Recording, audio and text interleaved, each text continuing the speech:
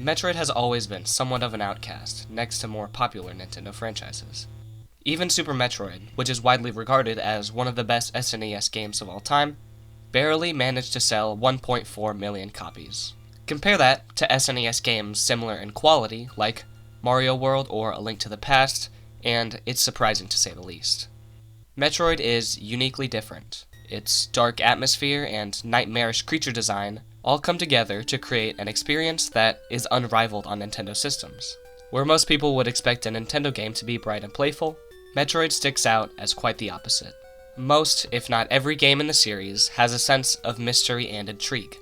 Exploring a bizarre alien planet and fighting various creatures, not knowing what's around the corner, is what makes Metroid, Metroid. The first Metroid game released in 1986 for the NES. It was somewhat of an experiment. Metroid combined the action-adventure aspects of Zelda with the side-scrolling platforming of Mario. The game presents itself as particularly different. The game opens up to a dark, barren landscape with mysterious music accompanying it. The bright blue logo fades in, acting as a stark contrast to the background. The color blue they used feels so futuristic and space-themed, set on the black and green landscape. I feel like it symbolizes a spaceship landing on the planet, sort of to set the tone of the story. And that tone being an adventure through a foreign planet with nothing but a small pea shooter of an arm cannon. And that's pretty much what you start with. No missiles, no upgrades, not even full health.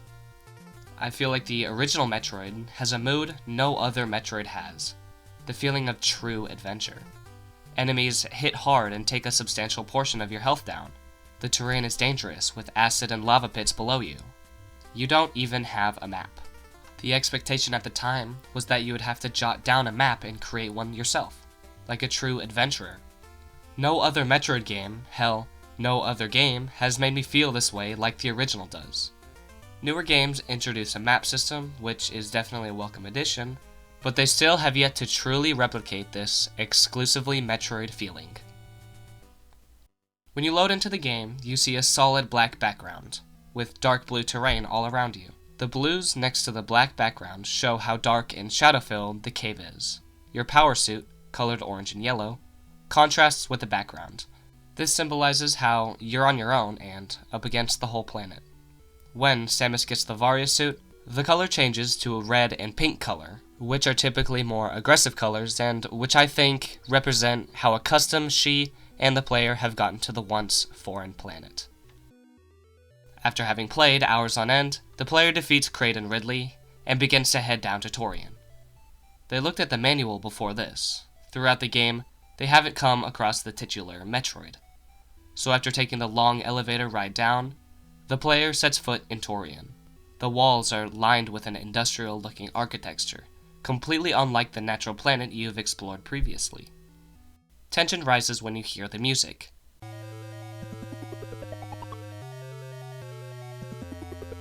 None of it resembles the upbeat adventure theme accompanying you in the Brinstar area. It sounds manufactured. Man-made, yet completely alien at the same time. The Metroids don't make the area any more appealing. When you come across one, they make a beeline directly towards you, only stopping if a platform separates you from the creature. The atmosphere of Torian is so different from anything in the game before this. It truly feels like a climactic battle is about to ensue. I wouldn't say any Metroid game is particularly difficult. Maybe Prime 2, but the original's difficulty is definitely a point of contention among fans.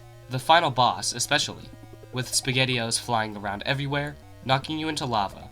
The small window you actually have to damage Mother Brain, the fight is every bit difficult as it is frustrating.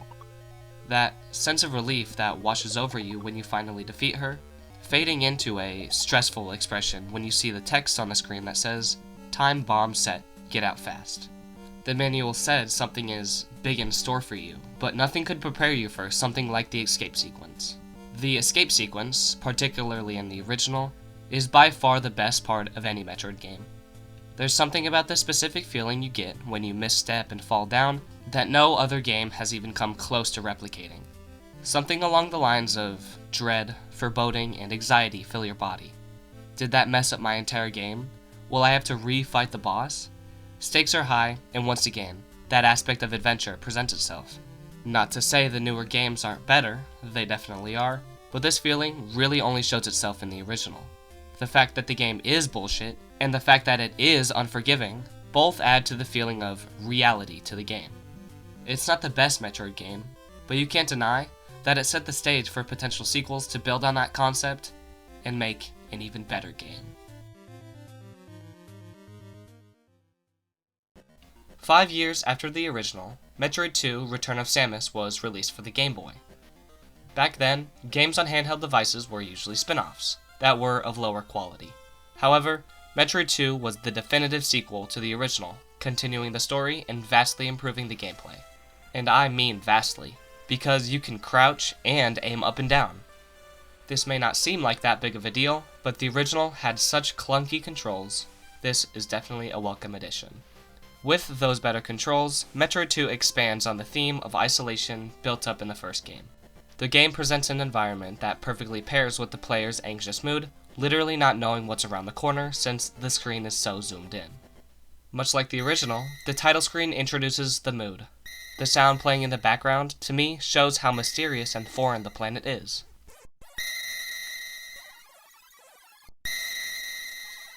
In fact, the majority of the game contains no music whatsoever, just ambient beeps and boops to emphasize how alone Samus is. But other than the sounds, the title screen doesn't do much. Venturing into the planet, after a few minutes and literally shooting your way in, you come across a Metroid. A certain feeling of dread and resentment come over you as you see it shed its old membrane and its sharp teeth and claws flying towards you. After you take it down with 5 missiles, the counter at the bottom flashes and goes from 39 to 38. This action sets in motion the main objective of the game, to exterminate the Metroids. As you venture through the planet, you come across many different mutations of the Metroid. Seeing the huge Zeta Metroid transform into the insanely large Omega Metroid and flying straight towards you gives off a crazy feeling. After battling and defeating every single Omega Metroid, the counter finally falls down to 1. Space jumping through the seemingly endless caverns, you anticipate finding the final Metroid. Somewhere, anywhere. For all you know, it could be 4 times the size of you and kill you in one hit. Tensions rise as your anticipation for the final fight increases. After you space jump up a particularly tall cave, you come across the remains of an ancient Chozo statue. Discarded behind it, an orb lays on the ground, with the ice beam in it. In the last game, the Metroid's only weakness was the ice beam. So, did the Metroids try to get rid of it? Do they know about their own weakness? The fact that the Metroids did this show how they have some form of intelligence, and not just dangerous beasts we once thought they were.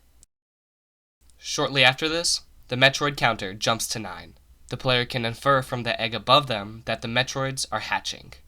When you come across the Metroids, they're only larvae. Slow and sluggish compared to the Omega Metroids, you quickly dispatch the newborn Metroids. The counter counts down. 8, 7, 6, 5, 4, 3, 2, and then there was 1. You drop down into the Queen's lair, and after a long, grueling fight, you kill the final Metroid. Mission success?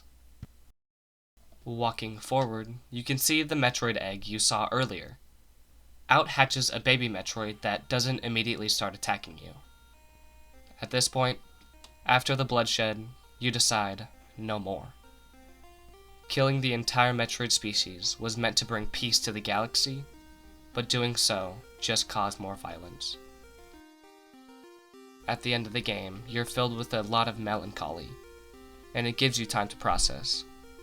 After a long walk, you get back to your ship, and the game fades to black. Some people may not like the sudden ending, but I think it adds to the somberness and quietness of the game as a whole. Overall, Metroid 2 marks the end of the original era, where progression was arbitrary, and the games felt like a quote-unquote true adventure. Like I said with Metroid 1, There's something about the original games that are unapologetically confusing. While contributing to the theme and mood of the games, the difficulty turns out to be a hindrance to the user experience, and through a modern perspective, makes the games difficult to revisit. But thankfully, players wouldn't have to wait long to experience a modern Metroid game. If you're watching this and made it this far into the video, you know what Super Metroid is. Widely regarded as the best Metroid, this masterpiece is unrivaled in exploration, combat, and everything that makes a Metroid game great. However, the one thing that sets it apart from every other Metroid game is its unique approach to immersion. The first two games established a scared feeling of dread and mystery when you explore new areas, but that feeling was always the product of not wanting to die and having to redo a lot of progress, which improves the immersion to an extent, but really just makes it annoying when you do die. Super Metroid ditches this old Metroid style in favor for a more streamlined player experience. Gone are the days when you die due to bad level design or enemies hitting you through walls. This game solves pretty much everything wrong with the originals. With these improvements, some might say the aspect of mystery and adventure would be absent in this title, but they would definitely be wrong. Picture this. It's 1994 and you just got home from the store with the game Super Metroid in your hands. You chose it because of its badass box art with the main character shooting a dragon in the face. You put the cartridge in, expecting an epic shooter with explosions and scary monsters, but when you turn the SNES on, you hear a slow, eerie tune. The screen scrolls past various computers and what seems like people laying on the ground. While the uncanny music is playing in the background, a faint cry can be heard. The cry, being apparently separate from the music in the background, it draws you in. The view cuts to the baby Metroid, and the music crescendos. The screen zooms out to reveal the entire scene.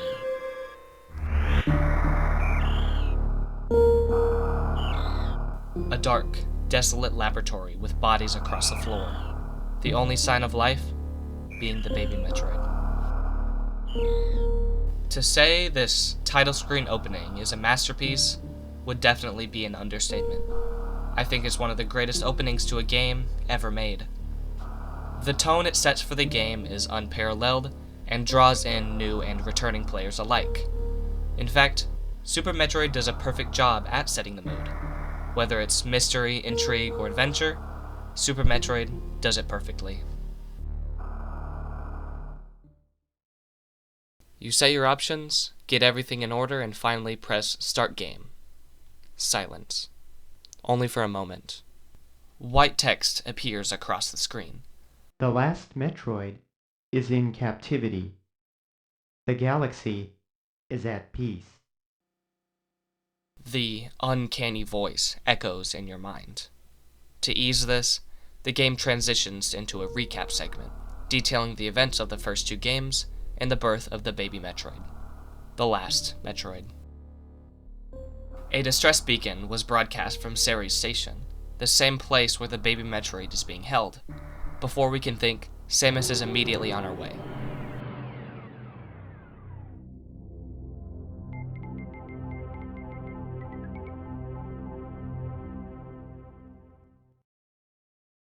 We descend down an elevator, dropping us off in a narrow, industrial shaft. The lack of music adds to the mysterious ambiance, with the only sound accompanying us are the sounds Samus makes walking, and a faint hum in the background, possibly from the various VATs and computer systems. When you come across the bleak scene from the title screen, the game doesn't do anything. There isn't any change in music, no sudden sound effects, just you. You continue. You enter a room at the end of a long hallway and see the baby Metroid. It cries for you, trying to inform you, but it's too late. Ridley reveals himself, letting out a cry, as the music goes from ambient sound to full action mode. You try to fight, but Ridley escapes with the Metroid and sets off the self-destruct sequence. In mere minutes, the atmosphere has shifted almost completely, the destruct alarm blaring in your ears, rushing you to get out. You escape, and tensions settle down. Within only a few minutes, from booting up the game to now, Super Metroid has juggled your emotions perfectly. And the game keeps that perfect balance of those emotions throughout the game. One particular and infamous example is when you first head down into the planet. No bugs, no monsters, just slow, ominous music playing in the background. This continues for quite a while, making your way deeper into the seemingly barren planet that is Zebes. After making your way down the escape shaft and through Mother Brain's chamber, you make your way to a starkly different room. The previous rooms were unlit and deserted, however, this one is lit up. You get a feeling like you've stumbled into enemy territory. Making your way down the elevator, you find the startup screen from the original. You make your way to the left and grab the morph ball. The classic Metroid item fanfare sounds, alleviating your stress. However, as soon as the music cuts out, an eyeball opens up, illuminating light onto Samus. The sound the eye makes, combined with the lack of music, sets a feeling into you. They know you're here. Continuing getting the missiles and going right, you see another eye. Approaching it, the eye opens up and casts the same light onto Samus. They definitely know you're here.